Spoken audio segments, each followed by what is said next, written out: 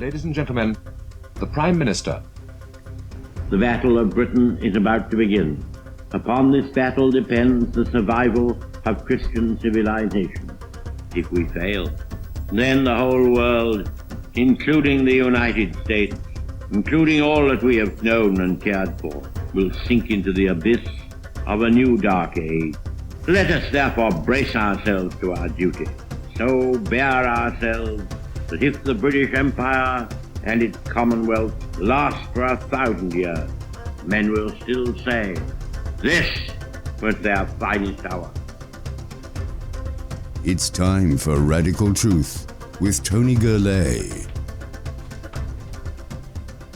The exclusion of church from state, an economic meltdown, laws that circumvent justice and morality, the systematic secularization of media, education, workplace, and popular culture, experience trumping reason, history revised to serve special interests, and the erosion and breakdown of family systems. Now you might be thinking, hey, it sounds like things that are happening around America today. You would be correct. And it's also what happened in Germany many years ago. When a nation forgets God, that is what happens. 7 lessons we must learn from Nazi Germany. And this is a book by Dr. Erwin Lutzer, senior pastor of the Moody Church in Chicago since 1980. In it, he says, on the back of the book, 7 trends that transformed a society much like our own into Nazi Germany. By offsetting historical example with biblical teaching, he challenges the reader to consider, what would I do in that situation? While historic similarities don't automatically result in identical outcomes, they clearly call for attention and courage. So folks, how close are we to Nazi Germany? I'm not referring to geographical distance, but the society itself. I'm not referring to the extermination of millions of people, which did happen, but that was a byproduct of the society that it had become. And it didn't become like that overnight.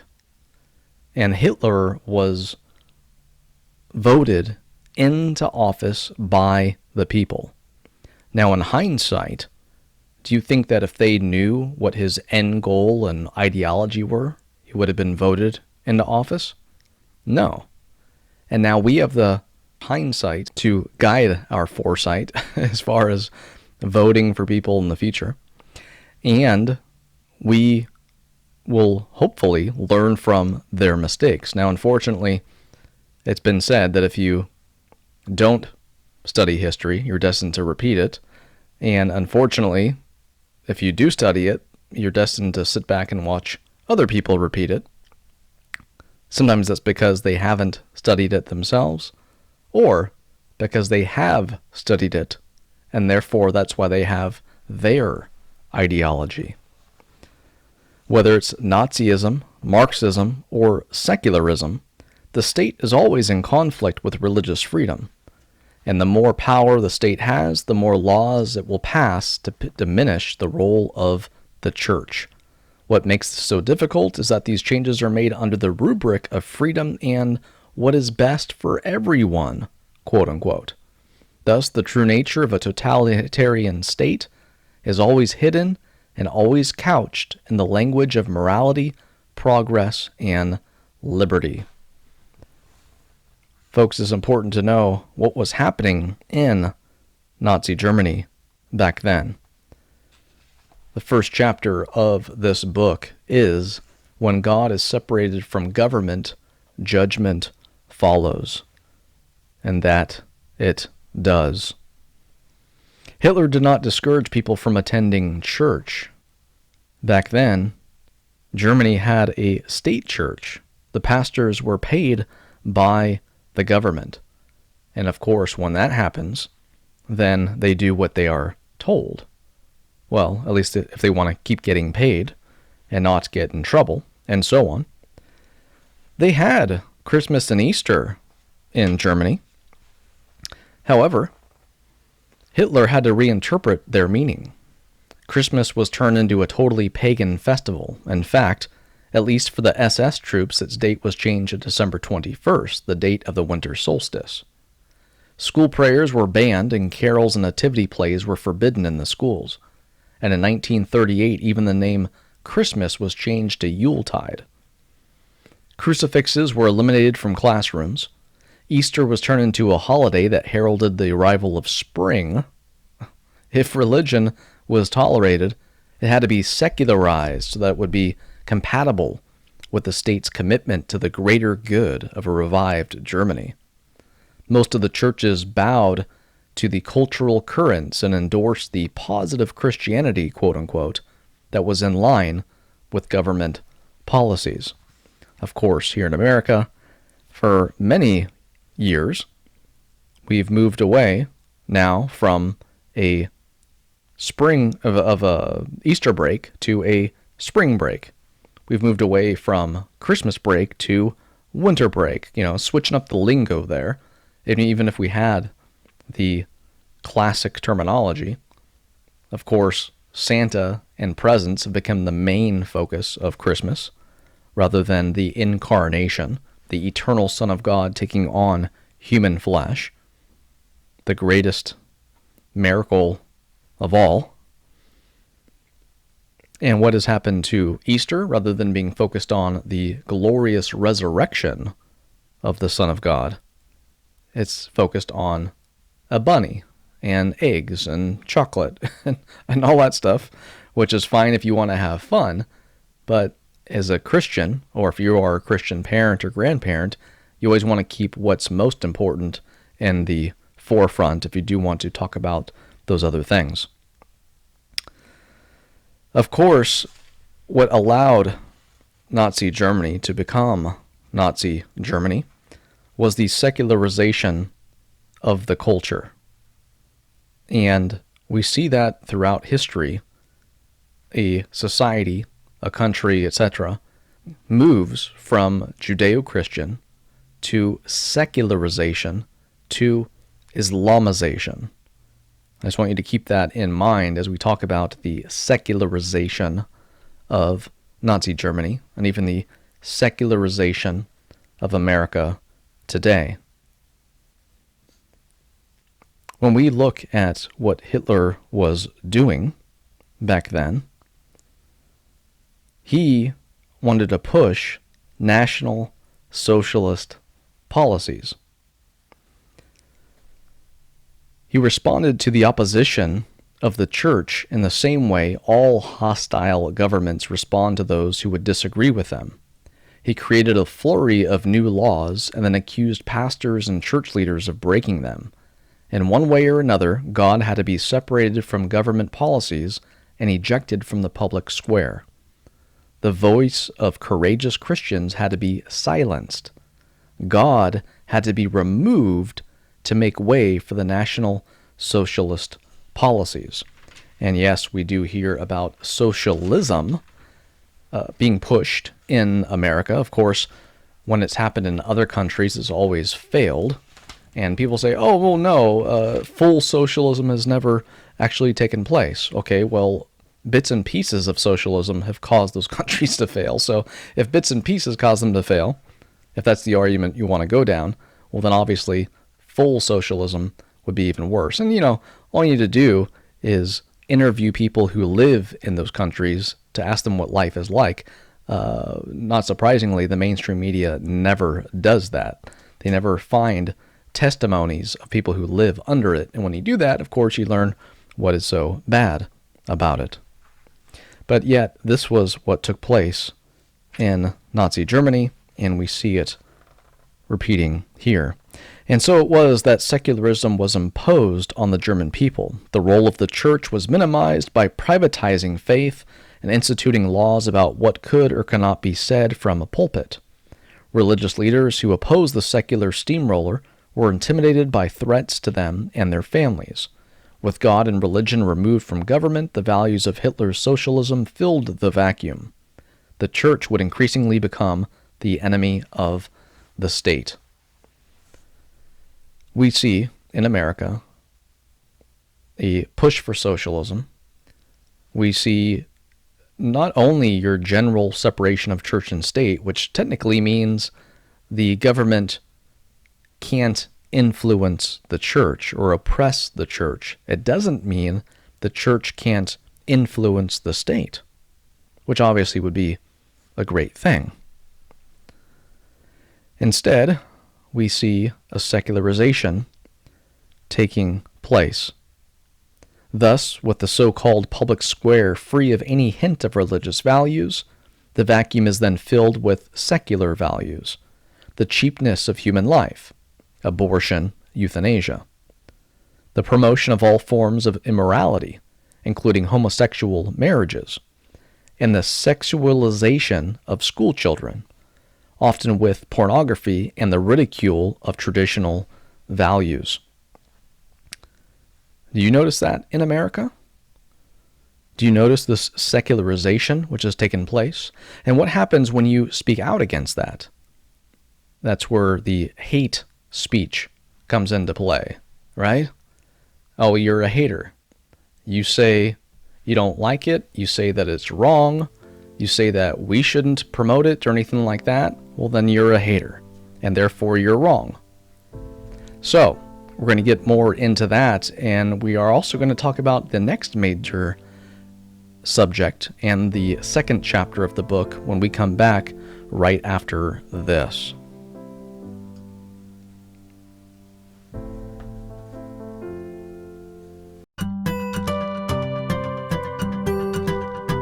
Hi, I'm Joe Carey for Radical Truth Ministry, helping Christians reach Muslims with the gospel. Muslims are familiar with God's command to Abraham to sacrifice his son. In fact, it's the basis for one of two annual major Islamic holidays, the Festival of the Sacrifice, or Eid al-Adha. Yet the Quran misses the most significant aspect of this event. Ask a Muslim why God would command Abraham to do such a thing.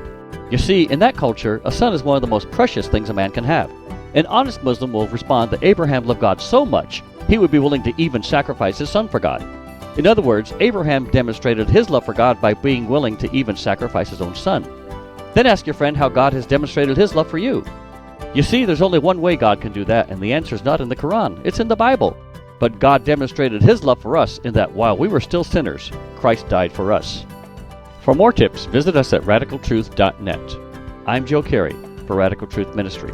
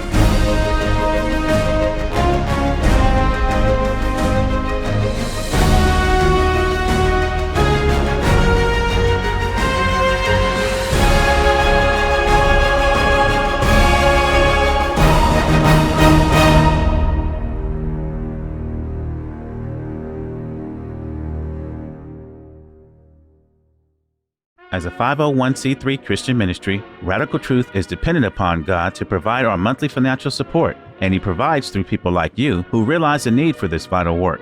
Your regular prayers and monthly financial gifts allow us to continue our full-time effort to equip the body of Christ with the training necessary to effectively engage Muslims with the gospel of Jesus Christ. At Radical Truth, we proclaim the truth, share the gospel, and expose Islam. Please partner with us by visiting radicaltruth.net and making a tax-deductible donation. That's radicaltruth.net. Radical Truth Media presents Understanding Islam, now available on a 5-DVD set and resource disc. 20 hours of apologetics training covering Introduction to Apologetics to Islam, The Christian and the Great Commission, Islam 101, Basic Beliefs and Practices, Christianity and Islam's Theological Differences, Jihad and Muhammad, The authority of the Bible versus the Quran. Women under Islam answering objections. Sharing the gospel with Muslims. Do's and don'ts of Muslim evangelism. This is one of the very best so far, especially in the way the material is organized, the relevance, and the clear presentation of the Islamic worldview and mindset. Radical Truth presents Understanding Islam, featuring Joe Carey, founder of Radical Truth. For more information, visit www.radicaltruth.net. Understand that this is a spiritual battle. Muslims are bound up by the enemy. Paul writes in 2 Corinthians chapter 4, verses 3 and 4, he says, even if our gospel is veiled, it is veiled to those who are perishing, whose minds the God of this age has blinded, who do not believe, lest the light of the gospel of the glory of Christ, who is the image of God, should shine on them. These are people whose minds the God of this age has blinded. We're the only ones that can bring them the message that will set them free. This is Radical Truth with Tony Gurley. Hate speech versus hate crime. Those are unfortunately conflated by many people nowadays. After all, freedom of speech includes the right to offend people. And if you say something that they deem as hateful, well then you have a right to express your belief. They have a right to be offended. And that's completely different than a hate crime. If you actually call for violence against a people group because of their skin color, because of their religion, etc., then that can be a hate crime. But to say, oh, I hate this, I hate that, well, that is a freedom of speech issue. But of course, in Nazi Germany, hate speech was simply stating an opinion that the government thinks should not be expressed. And what is hate speech in Islam? If you have studied up or followed all that we've put out on that and Sharia, which is Islamic law, it's anything that a Muslim may find offensive. So, no freedom of speech in Nazi Germany if it was deemed hateful. No freedom of speech under Islamic law. This is what we find in the past. This is what we find in the present. Chapter 2 of the book is It's Always the Economy. And I want you to hold on to your seat and think about this. Think about this scenario. Inflation is out of control. The price of bread, milk, and vegetables, when available, runs into the thousands of dollars. Candles and combustible household furnishings are replacing heat and electricity as public utilities are closed due to unattainable wage and labor demands. And these demands, quote-unquote, arise from an inflationary cycle fueled by fear and frustration. Unemployment numbers continue to rise daily at frightening speed. Disease runs rampant. Hospitals not only closed but also abandoned. Medicine, or whatever of it remains, is being hoarded by the privileged few or traded in bartered transactions. Nearly all public services such as schools, police, fire, and emergency networks have likewise been discontinued as the infrastructure of a civilized society rapidly disintegrates. People are indeed angry, very angry, and that anger is primarily directed at the government. A government that promised not only life, liberty, and the pursuit of happiness, but stability and even prosperity.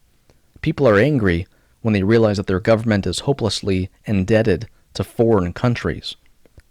Multiple billions of dollars were borrowed as though they did not have to be repaid. The billions owed have become trillions, and the day of reckoning has come. An economic crisis is always a gift to a leader who wants to capture a nation. And Hitler was delirious with joy over his country's economic ills.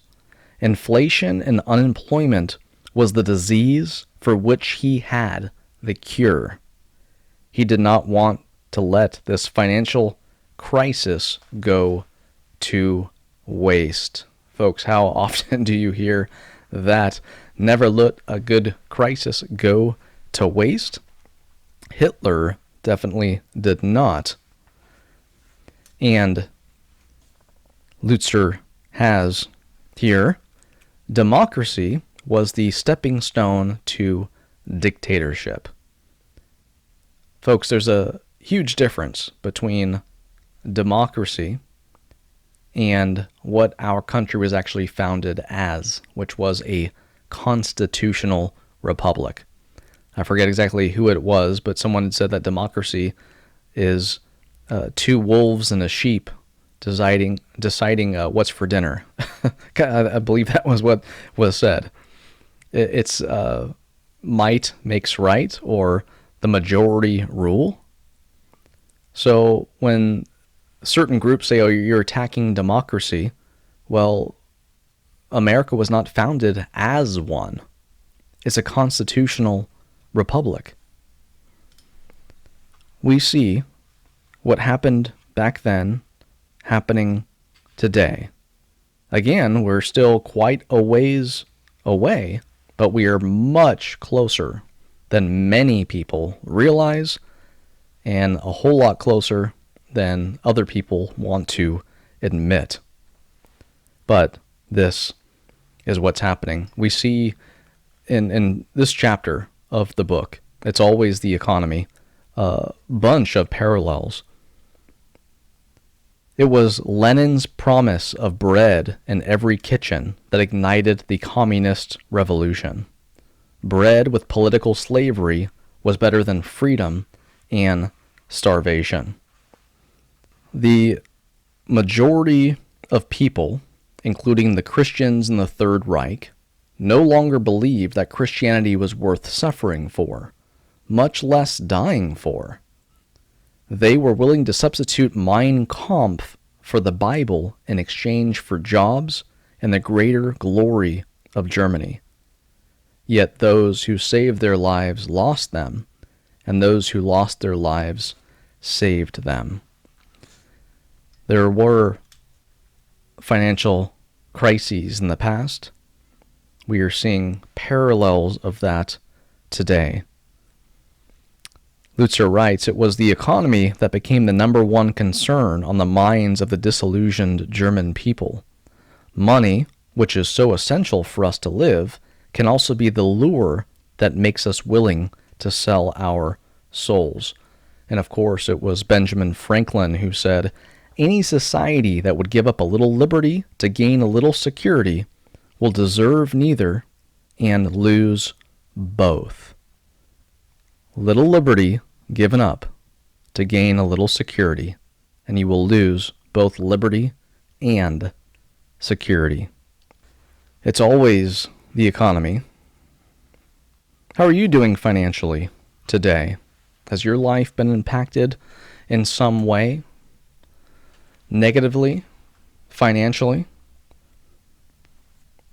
When we're hungry, we usually are willing to do things we wouldn't normally do. That's what Lutzer talks about as far as the German people. Given our penchant for wanting to live and not suffer deprivation, we are prone to do exactly what the German people did, and that is to overlook eternal ideals for the sake of temporal survival. So often, even we as Christians have been willing to compromise Christ to keep our jobs and to be assured of economic security, and to hide our faith in order to graduate from our favorite university. Compromise. And a whole lot of people tend to do that when they're in a place they don't want to be, when they're in a situation they don't want to be in. We can learn from history that politicians often use an economic crisis to make their subjects more government dependent. And with that dependency comes more control. How much do we hear about nationalized healthcare, universal healthcare, whatever you want to call it, in the U.S.? Well, that's what they have in Britain. That's what Hitler had back then in Nazi Germany. And when you have this nationalized healthcare, well then it's the government who's in control of who gets what treatments. And hey, if you hit this particular age, well, you're kind of beyond the age of where we're willing to pay money to get you fixed, because if you're all fixed, well, you can't really contribute to society a whole lot anyway. So the government decides who is valuable and who is not, rather than seeing people biblically of all people made in the image of God. This is what we see at that time. Nationalized healthcare, universal basic income, pretty much. How much do you hear about that? How much do you hear about, well, we just need to choose who stays home and they're just going to get a paycheck for staying home, pretty much. And, certain people will work, and we're going to take from the haves to give to the have-nots, and take from the haves to give to the have-some-want-mores. We're going to take from the rich to give to the poor. We're going to take from the rich to give to whoever. See, equality was different in the minds of the founding fathers than it was in Nazi Germany and as it is today. Lutzer writes, our founding fathers understood it to mean that all were equal under the law. All should be equal and free in their pursuit of life, liberty, and happiness. Today, the word, again, equality, has come to mean economic equality. This means that money must be taken from the rich and given to the poor so that everyone is equal in wealth, or lack of it. This is attractive to many people, but we as a nation must again read these perceptive words by Abraham Lincoln. And he declared, we all declare for liberty, but in using the same word, we do not mean the same thing. With some, the word liberty may mean for each man to do as he pleases with himself and the product of his labor, while the others the same word may mean for some men to do as they please with other men and the product of other men's labor. Here are two, not only different, but incompatible things called by the same name, liberty, and it follows that each of the things is, by the respective parties, called by two different and incompatible names, liberty and tyranny. Folks, that's all we have time for in this episode. Stay tuned for episode 2, where we're going to get more into Dr. Erwin Lutzer's book and talk more about the parallels between Nazi Germany and America. God bless you, and we will see you in the next episode of Radical Truth.